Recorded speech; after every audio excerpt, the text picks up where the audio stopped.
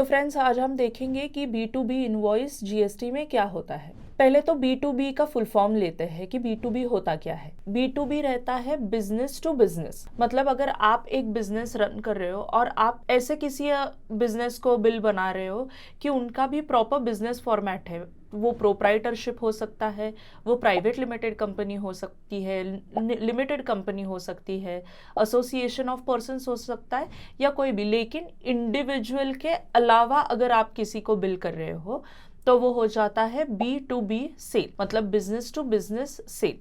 अभी एक एग्जांपल लेते हैं। अगर मेरी ABC कंपनी है जो मेरी स्टेशनरी की दुकान है, तो मैं अगर किसी को एक पेन सेल कर रही हूँ, कोई भी आता है अपने बच्चे के लिए पेन लेके जाता है, तो ये होगा B2C सेल, मतलब बिजनेस टू कस्टमर सेल, क्योंकि वो एक इंडिविजुअल है जिसने मेरे पास से एक पेन लिया है।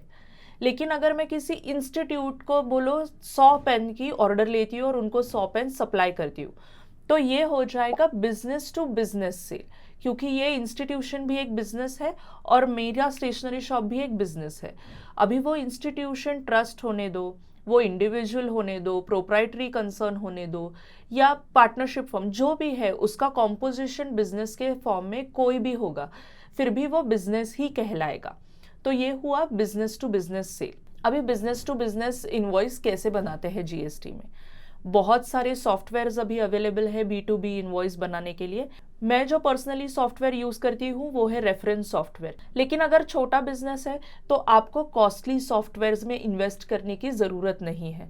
आप रेफरेंस पे जाके directly free online GST invoice आपका बना सकते हो। मिनटों में क्रिएट होता है, आपका अकाउंट क्रिएट हो जाता है, आपकी अकाउंट की हिस्ट्री भी रह जाती है। तो ये हुआ आसान सा तरीका हमें जीएसटी इनवॉइस कैसे बनाना है। अगर आपको भी ऐसे ही फ्री में जीएसटी इनवॉइस बनाना है आपके बिजनेस के लिए, तो डिस्क्रिप्शन में दिए हुए लिंक पर आप क्लिक करके आपका अकाउंट रजिस्टर कर सकते हो।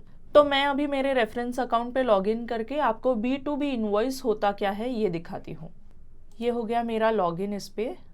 तो यहाँ पे आपको दिखाई देगा मैंने ऑलरेडी कुछ इनवॉइसेस इसमें क्रिएट किए हुए हैं।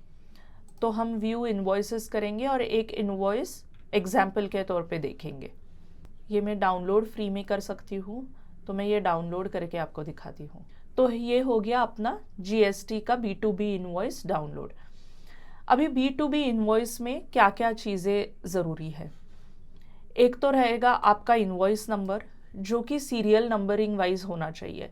आप बीच बीच में नंबर काट के ऐसे इनवॉइसेस जीएसटी में नहीं बना सकते हो। आपको हर एक बिल का सीरियल नंबर और कॉन्जिक्यूटिव नंबरिंग वाइज जीएसटी का बिल बनाना होता है। तो ये हुआ मेरा इनवॉइस नंबर। जो इनवॉइस डेट है वो, अगर मेरे कुछ पेमेंट पीरियड या कस्टमर के साथ क्रेडिट टर्म्स है तो उसके लिए ड्यू डेट का ऑप्शन भी मेरे पास अवेलेबल है इसमें।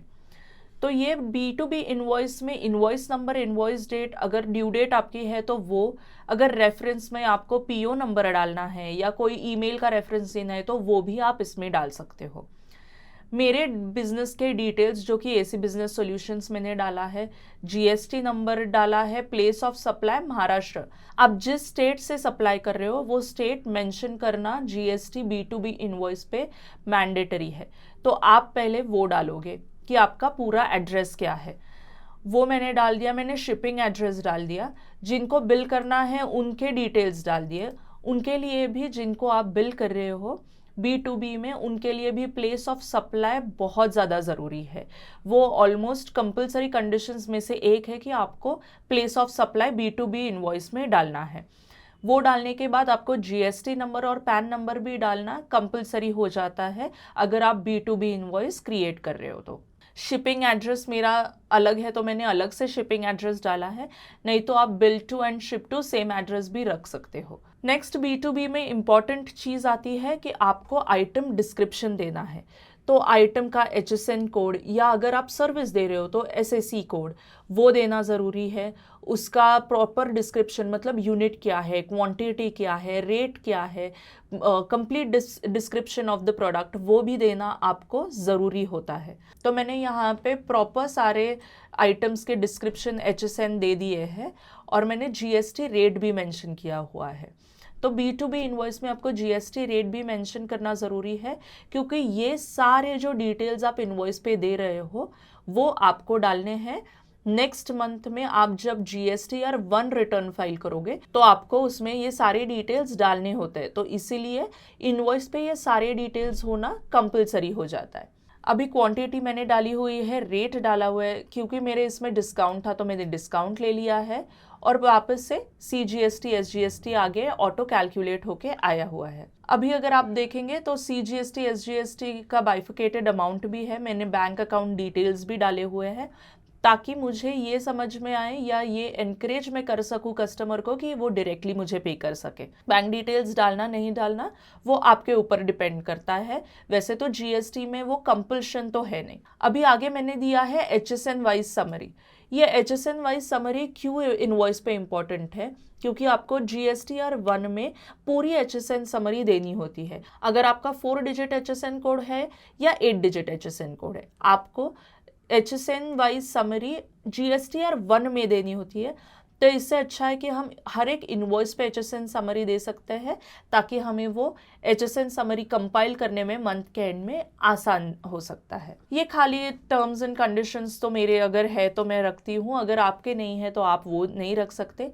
लेकिन ये फॉर्मेट है जो B2B इनवॉइस का फॉर्मेट रहता है, जहाँ पे आपको shipping address, total complete address of the supplier and your address या सेलर और बायर दोनों का address, invoice number, invoice date, item description, HSN code, GST rate, ये सारी चीज़ें देनी या ये सारी चीज़ें मेंशन करना बहुत ज़्यादा ज़रूरी है, क्योंकि ये सारी चीज़ें जैसे मैंने पहले बताया वो सारी आ जाएंगी आपकी GSTR 1 में। अभी ये इतना सारा डिस्क्रिप्टिव अगर इन्वॉइसिंग करना है, अगर हाथ से करोगे तो वो कंपाइल करने में बहुत ज़्यादा दिक्कत आ जाएगी जब आप मंथ के एंड में सारा कंसोलिडेट करने बैठोगे।